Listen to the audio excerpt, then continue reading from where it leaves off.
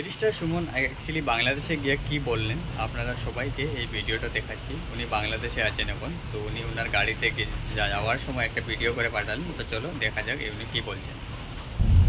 বিদেশে এসেও যে খুব বেশি এইসব চিন্তায় যে শান্তি দেয় তা না, কিছু অশান্তি নিয়ে মনে হয় বাকি জীবন পর্যন্ত একেবারে কবর পর্যন্ত এরকম অশান্তি নিয়ে যেতে হবে। আমার জীবনে অনেকগুলা ভুল সিদ্ধান্ত, ভুল কাজ আছে আমার জীবনে। আমি মানুষ হিসেবে অনেক ভুল করছি। শুরু করিতেছি মহান আল্লাহর নামে, যিনি পরম করুণাময় এবং অত্যন্ত দয়ালু। নিউ ইয়র্কে এসে পৌঁছাইছি, এখন নিজের ভাগনার গাড়িতে করে আমাকে আমার বোনের বাসা থেকে নিয়ে যাচ্ছে আমার মা যে বাসায় থাকেন এই বাসায়। তো থাকতে থাকতে অনেকগুলো মেসেজ পেয়েছি বাংলাদেশ থেকে। যদিও এটা নিয়ে খুবই আমি চিন্তিত ছিলাম বা কথা বলা দরকার আমি ভাবতেছিলাম, বিভিন্ন কথাবার্তা হয়। এটা আসলে আমি আপনাদের কাছে মানে আল্লাহর হস্তে চাই যে এটা বন্ধ করতে হবে। এটা যদি বন্ধ না করেন মানে অনেক মানুষের অনেক নির্যাতন হয়, অনেক কষ্ট হয়, এসব যন্ত্রণা আপনাদেরও, আমি প্রায়ই হয়তো এইভাবে যন্ত্রণা আপনাদেরকে দিতে হবে, আপনাদেরও নিতে হবে, আর আপনাদের যন্ত্রণাও আমি নিব। ভালো থাকবেন, সুস্থ থাকবেন।